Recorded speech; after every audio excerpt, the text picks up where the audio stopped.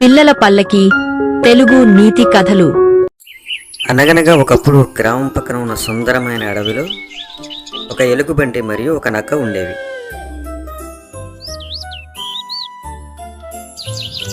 ఇవి రెండు మంచి స్నేహితులు.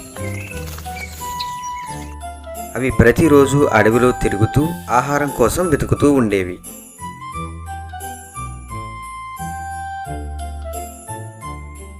ఒకరోజు వాటికి ఒక ఖాళీ స్థలం కనిపించింది. ఎలుగుబంటికి ఒక మంచి ఆలోచన వచ్చింది. మిత్రమా, ఇలా ఎప్పుడు ఆహారం కోసం తిరగకుండా మనమే పంటలు వేసి ఆహారం పండించుకుందామా అంది. నక్కకు కూడా ఈ ఆలోచన నచ్చింది. అవి రెండూ కలిసి ఆ భూమిలో పంట వేసేందుకు సిద్ధమయ్యాయి.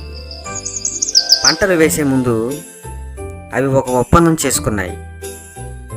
నక్క జిత్తుల మారేది కనుక తెలివిగా ఆలోచించి, మన ఇద్దరం పంటను పంచుకుందామా? భూమి పై భాగంలో పెరిగేది నాది, భూమి లోపల పెరిగేది నీది అంది. ఎలుగుబంటి సరే అని అంగీకరించింది. అవి భూమిని దున్ని మొక్కజొన్న విత్తనాలు వేశాయి. కొంతకాలానికి పంట పండింది.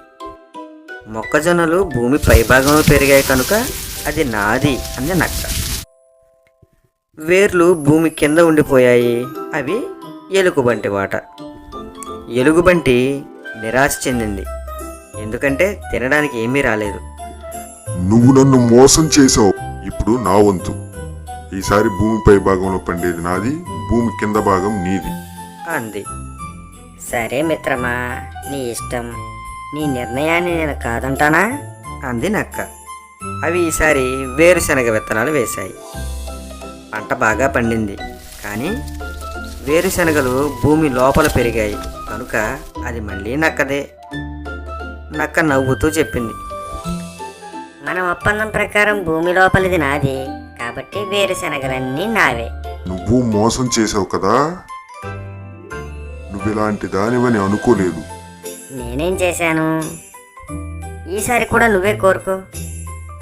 సరే అయితే, ఈసారి వేసే పంటలో పైన పండింది, కింద పండింది, రెండు పంటలు నావే, మధ్యలోది మాత్రం నీది. సరే మిత్రమా, నీకు నచ్చినట్లే చెయ్యి అంది. ఈసారి మళ్ళీ దున్ని చెరుకు పంట వేశాయి. పంట బాగా పండింది. పై భాగంలోని ఆకులు, కింద భాగంలోని వేర్లు ఎలుగుబంటికి వచ్చాయి. మధ్యలోని పంట మళ్ళీ నక్కకు వచ్చింది. తాను మళ్ళీ మోసపోయానని గ్రహించి ఇంకెప్పుడు నక్కతో స్నేహం చేయలేదు. దుష్టులతో స్నేహం చేస్తే మోసపోక తప్పదు. కథ నచ్చినట్లయితే లైక్ చేసి ఛానల్ను సబ్స్క్రైబ్ చేయండి. ఇలాంటి మరిన్ని మంచి కథలు మీకోసం ప్రతిరోజు వస్తూనే ఉంటాయి.